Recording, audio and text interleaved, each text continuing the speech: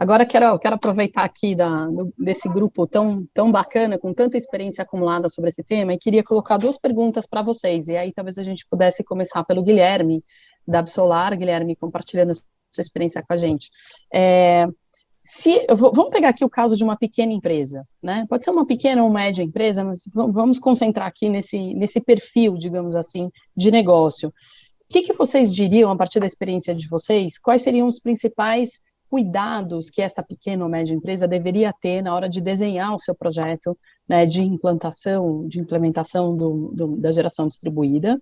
E ligada a essa pergunta é, que tipo de projeto, qual é a característica que esse projeto tem para que ele seja mais facilmente financiável, né, aquilo que a gente fala em inglês de bankable, qual é o projeto, que esse projeto tem que ter para que ele seja bem sucedido na hora de encontrar um financiamento, né? E aí acho que o Rony com certeza também pode nos ajudar. Então eu vou fazer uma rodada, né? Vamos passar aqui, vamos começar pelo Guilherme, depois eu passo para o Rony e depois eu passo para o Luiz. Pode ser assim? Então vai lá, Guilherme, está com você, por favor. A vantagem de começar é que eu posso falar um monte de coisa, a desvantagem é que eu posso ser contraditado depois, mas vamos lá. Eu vou correr esse risco. Obrigado aqui. Eu acho que a pergunta é boa, porque o perfil do pequeno empresário brasileiro, ele é muito peculiar, né? Primeiro porque a gente tem, na realidade do Brasil, poucos empresários estão instalados em imóveis próprios. A maioria deles estão instalados em imóveis de terceiros. Então já é uma primeira barreira para o empresário ele fazer um investimento num imóvel que não é dele. Segundo, que de fato o mercado de capitais não é exatamente abundante para os empresários. Então, numa eventual necessidade de capital, o típico pequeno empresário brasileiro seguramente está mais preocupado em fluxo de caixa e capital de giro do que a oportunidade de capturar um financiamento para fazer esse tipo de investimento, né?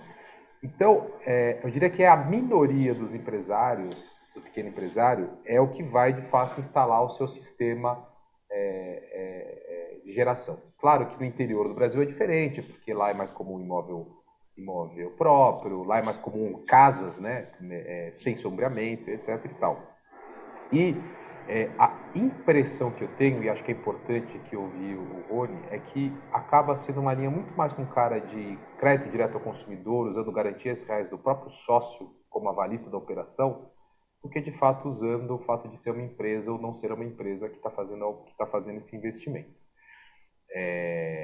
Obviamente que o histórico da relação da empresa com o banco, com a cooperativa de crédito, enfim, seguramente vai mudar toda a filosofia de financiamento. Agora, o bacana é que, ao mesmo tempo que isso, de um lado, pode ser uma barreira, de outro lado, existe uma oportunidade para o pequeno empresário, que são as outras modalidades de geração distribuída, né? Especialmente as cooperativas e os consórcios. E eu acho que esse é o mercado principal para o pequeno empresário, porque ele consegue ingressar no mercado de energia solar sem necessariamente precisar fazer o seu investimento, sem necessariamente precisar deslocar sua capacidade de endividamento e de financiamento do seu core business uma operação marginal. Até porque o empresário não tem a perspectiva de existir para sempre, né? Pelo contrário, as estatísticas do Sebrae mostram que a taxa de mortalidade das empresas é elevadíssima, né? Ao contrário da sua casa. Você pretende morar naquela casa, se não por resto da vida, alguém vai morar naquela casa em algum momento por resto da vida. Então, as modalidades de geração compartilhada por cooperativa e consórcio criam a oportunidade desses empresários entrarem em sistemas por assinatura, por locação. E aí, o desafio da bancabilidade sai do foco do empresário, que tem que focar lá em tocar sua padaria, seu restaurante, sua loja, o que for, e passa a ser para o desenvolvedor como a RZK, como enfim, a Samob, como outros, que conseguem desenvolver projetos focados nessa bancabilidade. E aí o desafio da bancabilidade é convencer o agente financiador que o risco de crédito, ao ser pulverizado entre vários empresários e por ter essa facilidade de mobilidade de quem são as empresas e os consumidores, os indivíduos que podem participar dessa cooperativa, desse consórcio, mitigam demais esse risco, né? E aí a gente entra no mundo da diferença entre risco e incerteza. Eu acho que os agentes financiadores eram todo mundo da incerteza. Eles não sabem qual é o risco. Se eles perguntarem para as empresas que operam essa modalidade, eles vão descobrir que os índices de inadimplência são menores que 1%. portanto, o risco é baixíssimo se mensurados, né? Então, acho que o desafio de banco-validade ele é muito mais do ponto de vista dos desenvolvedores desses projetos. E aí os caras muito grandes, tipo a RZK, que conseguem acessar direto no mercado de capitais com debêntures e FIPS e etc., eles têm instrumentos muito interessantes. Agora, aquele grupo de empresários, associação comercial de, sei lá, de Sorocaba, que se eles quiserem fazer a usina deles, 4, 5 empresários, eles vão ter dificuldade, sim, de criar uma cooperativa ou um consórcio com bancabilidade. Acho que aí é o desafio. É a gente criar os mecanismos de percepção, da real percepção de risco que esses cooperativos e consórcios têm para atender o pequeno empresário tipo brasileiro. Ótimo, muito obrigada, Roni. Quero ouvir você também. O Guilherme levantou algumas bolas interessantes aí para você também poder analisar, né? Vamos lá, vamos lá. Eu pretendo aqui complementar o Guilherme, porque a nossa atuação, como eu disse, cerca de 30% dos nossos projetos são pessoa jurídica, o restante são pessoa física, urbana ou agro, e a nossa característica ela está ainda mais em cidades menores, onde a pessoa realmente tem lá o seu imóvel.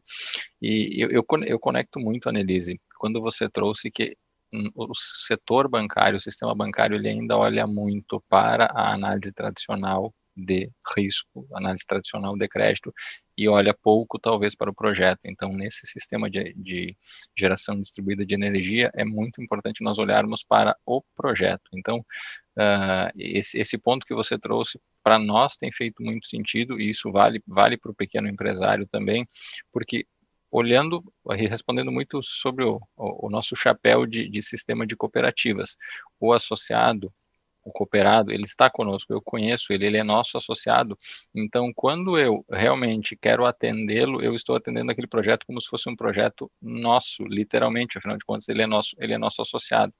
Então, ao olhar para um projeto, a gente leva em consideração, inclusive, o tipo do equipamento, os profissionais daquela empresa, a gente muitas vezes analisa quase mais o integrador, quase mais a parceria, o fornecedor dos equipamentos e o tipo dos equipamentos do que o próprio associado em si, que é com quem eu já tenho uma relação estabelecida, eu já tenho um vínculo de confiança.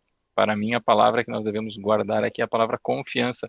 O risco de crédito, a concessão de crédito, ou a própria análise de crédito, ela se baseia muito em confiança. Então, qual é a confiança que eu tenho? E talvez esse seja um desafio, devolvendo para os colegas, como que nós criamos um ambiente de confiança, como que, junto com a Bessolar, junto com integradores, como que a gente cria um ambiente em que, ao chegar perante a instituição financeira, que vai financiar, a gente chega com uma confiança construída de que aquele empreendimento, aquele investimento, ele terá um retorno.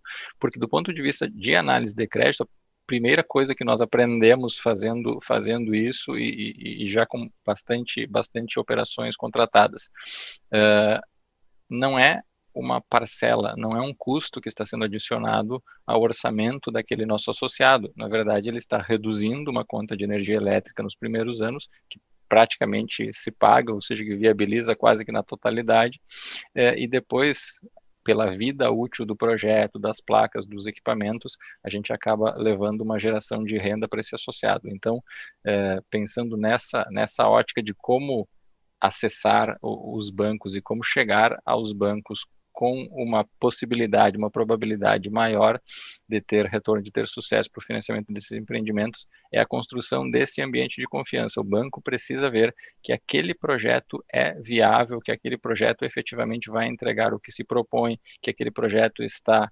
adequadamente dimensionado, que aquele projeto está sendo feito por profissionais capacitados, profissionais com experiência. Isso trará muita segurança, além, é claro, do histórico, enfim, do próprio associado, mas isso trará muito conforto, muita segurança para que essa operação seja levada adiante. Obrigada, Rony. Luiz. Bom, vamos lá então. O Guilherme falou da dificuldade de falar ali no começo, né? Ele levantou muitas bolas, o Rony complementou aqui muito bem com o chapéu aqui do financiador, né? Um sistema tão completo aí que o Sicredi tem hoje no mercado. Mas eu também fiquei com uma dificuldade aqui, que esse tema aqui, como é o tema que eu carrego, né, como sócio-diretor da companhia, né, eu passei eu acho que, muitos momentos aqui buscando alternativas de financiamento dos nossos projetos. E existiram muitas formas de financiar projetos de geração distribuída, e eu não vou entrar aqui só no mérito dos projetos de instalação no site, né, na casa, no comércio. Vou entrar um pouco mais no mérito de uma instalação de uma usina, uma mini usina, né, atendimento de diferentes consumidores. Mas vou pegar lá do começo, tá? Eu batalhei bastante para que a gente pudesse ter projetos analisados sob a perspectiva de um Project Finance.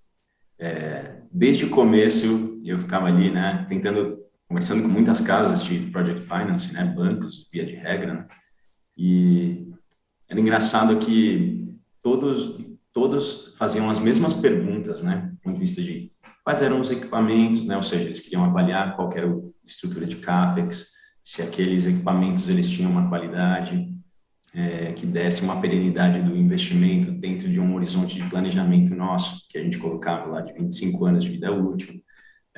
Todos olhavam ali as características da construção, quem eram os EPCistas, quais eram as garantias técnicas que eles aportavam, se eles tinham capacidade financeira de honrar e aqueles contratos com preço máximo, prazo máximo, se as garantias que ficassem remanescentes ali nos projetos pudessem ser executadas em caso de algum erro de projeto, no caso de algum baixa performance e daí por diante. Todos perguntavam sobre a estrutura dos contratos do mercado, né, de locação dessas usinas, se eles tinham uma característica de PPA do mercado regulado de energia, ou se eles tinham uma característica de locação de ativo, se eles se assemelhavam a um modelo de build-to-suit, que é muito padrão no mercado de imobiliário, qual que era o risco de crédito desse cliente, se esse cliente pudesse entrar em default lá na frente, enfim, sobre o próprio empreendimento, se a geração ela tinha confiabilidade, se existia certificação dessa curva de geração futura, enfim, todos tentavam fazer uma proxy de um projeto de larga escala para buscar o financiamento. E ainda assim, chegava ao final e falava assim, olha, confio muito nesse projeto, mas a gente só vai dar um recurso aqui com crédito corporativo. Você pode mandar o seu balanço, o IR dos sócios e também tomar esse crédito no curto prazo, e depois que o projeto estiver gerando energia, a gente tentar fazer uma operação com padrão de Project Finance, com um instrumento de crédito, né, que eu possa rotacionar no mercado, né, flipar ele, daí por diante. Falou, bom, tudo bem, né? Embora vocês entendam, a gente gostaria de tentar antecipar esse movimento. A gente começou essa discussão lá antes daquele estudo, né, em 2016 para 2017, eu lembro que ainda era o coordenador do Lab de Inovações Financeiras do BID com a CVM e a BDE, mas já estava com esse modelo de negócio aqui em andamento em paralelo. Pilotamos várias possibilidades de instrumentos financeiros lá no Lab, e só em 2019 que a gente conseguiu fazer a nossa primeira emissão de debenture lastreada em garantias de projeto, e só no ano de 2021 que a gente conseguiu, depois de cumpridos os primeiros covenants ali financeiros do empreendimento, né, índice de cobertura do serviço da dívida, dentre outros, que a gente conseguiu liberar a fiança da controladora da SPE, que era a detentora do projeto. Então, assim, foi um trabalho de quase 4 anos, né, de 2016 para 2017 até 2019, melhor, até 2021, 5 anos quase, para a gente ter a primeira liberação da fiança da controladora dessa SPE. Hoje, essa usina ela está performando, foi o primeiro investimento que a gente fez, um padrão de contrato de EPCista com todas as garantias possíveis, tudo isso que eu comentei aqui, tudo muito amarrado. Só que a gente, nessa debenture que a gente emitiu, só teve a liberação da fiança depois de cumpridos determinados covenants, e a gente falou assim, putz, olha só, para ter o primeiro êxito, para ter o primeiro instrumento de mercado de capitais aqui emitido, a gente teve que cumprir uma jornada de quase 4 anos. Foi ruim fazer tudo isso? Não, foi muito importante, porque da primeira emissão de debêntures, a gente começou a diversificar os instrumentos financeiros. Em 2020, com a entrada da pandemia, a gente já estava engatilhado com um FIP para fazer a primeira emissão, só que o mercado ele, né, andou de lado, né? Pensando do ponto de vista de crédito estruturado, não teve liquidez nenhuma e a gente teve que postergar por um período de 1 ano novos instrumentos financeiros. Já em 2021, a gente conseguiu fazer para os nossos projetos de geração a emissão de 4 instrumentos aqui, né, sendo 3 CRIs e uma debênture, para financiamento ou refinanciamento de empreendimentos de geração de energia solar e também de biogás de aterro sanitário, sendo parte deles, eu diria assim, das 4 emissões, 3 tem um stamp de Green Bond aqui, certificado por um terceiro, né, uma opinião aqui que nos enquadrou como emissões, né, emissões e emissores, né, verdes. E agora a gente está monitorando esses títulos aqui que a gente emitiu no mercado, né? Então a gente fez emissões de certificados recebíveis imobiliários, debêntures, dentre outros instrumentos. E aí eu acho que a gente chegou num momento de maturidade do mercado aqui muito interessante, porque está muito aquecido do ponto de vista de pipeline, né? A gente fala de projetos aqui, né? De investimentos, a gente fala sempre nesse jargão, né? De pipeline. Putz, eu estou com um pipeline aqui de greenfield ou brownfield muito grande que eu posso fazer investimento, e o mercado financeiro, o mercado de capitais está muito líquido e hoje já entende essa estrutura de financiamento de projetos. Então, assim, digamos assim, a tempestade perfeita do ponto de vista de engajamento, né, do setor financeiro, do setor de projetos, de investimentos em ativos reais, digamos assim, com uma única dificuldade momentânea, e aí é estrutural, né, de taxa de juros, não só no Brasil, mas no mundo como um todo, onde os melhores projetos que vão ser os escolhidos para serem financiados, né, mas qual que é a grande vantagem? Nesse mercado da geração distribuída ainda tem um crescimento exponencial, né, e ainda, embora careça, né, de muitos agentes aí inovando e trazendo novas opções para financiar, acho que a gente tem condições aqui de, num setor como esse, no mercado financeiro, trazer aqui uma grande quantidade de projetos para contribuir para a diversificação aí da matriz elétrica brasileira.